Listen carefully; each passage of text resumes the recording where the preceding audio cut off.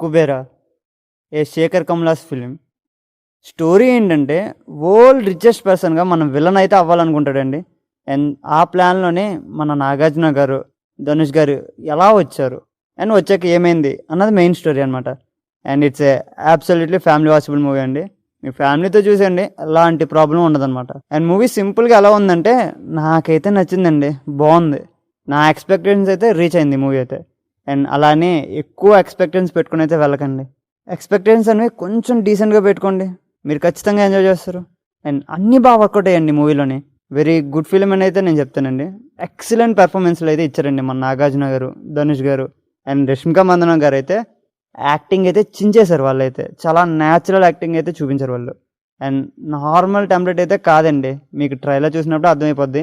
And movie చూస్తే ఇంకా clear తెలిసిపోద్ది అనమాట. అండ్ న్యాచురాలిటీకి అయితే చాలా దగ్గరగా ఉంటుంది మూవీ అయితే.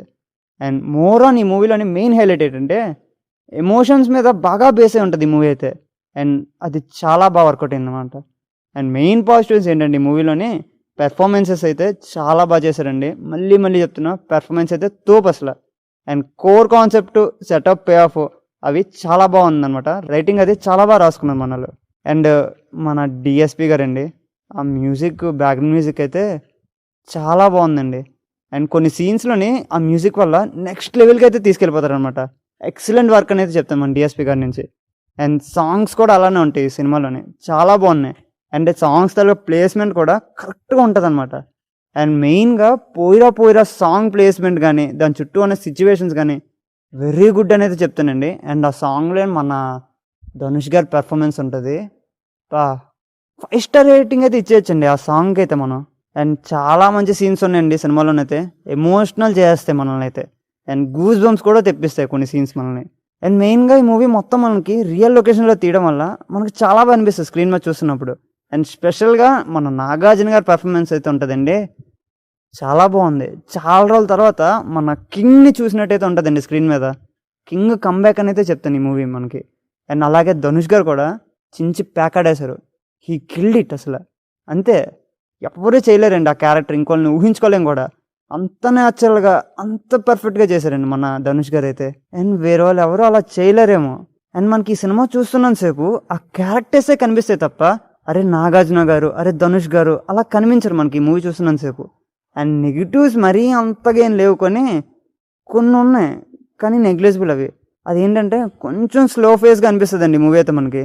అండ్ ఎమోషన్స్ ఇంకొంచెం వర్కౌట్ అయ్యి ఉంటే ఇంకా బాగుండేది అనిపించింది.